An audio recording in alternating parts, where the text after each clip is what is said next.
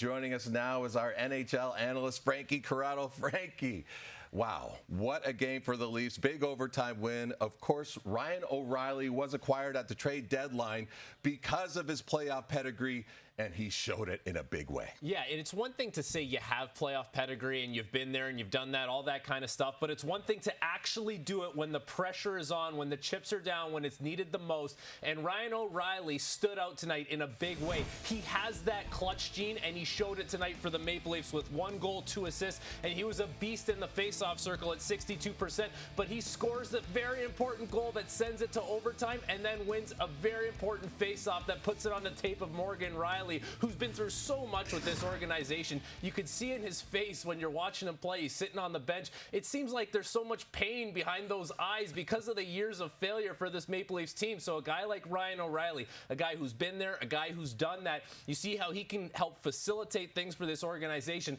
and help them get a win in a game where they maybe didn't deserve to win. Yeah, and you mentioned the pain that you could see in Riley's eyes at times, and that's because of the heartbreak that the Leafs have had over, well, the last few years, obviously, in the postseason. Why was it a little bit different in Game 3? This is one of those games where you could circle it and say that in the past they might not win this kind of game. It's really chippy. They're not the ones asserting themselves offensively. They're kind of playing catch up in that game. And in past, that's a game that gets away from them. But they did a really good job to make sure that it didn't get away from them.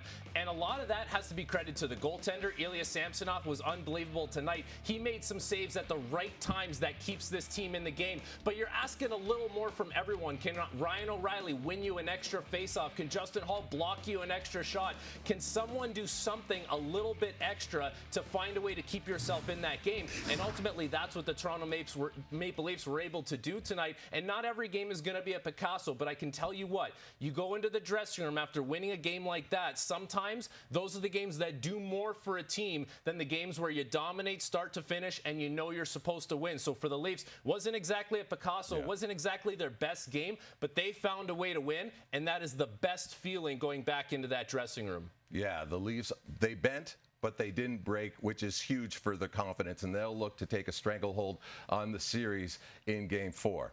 Frankie, thanks for this.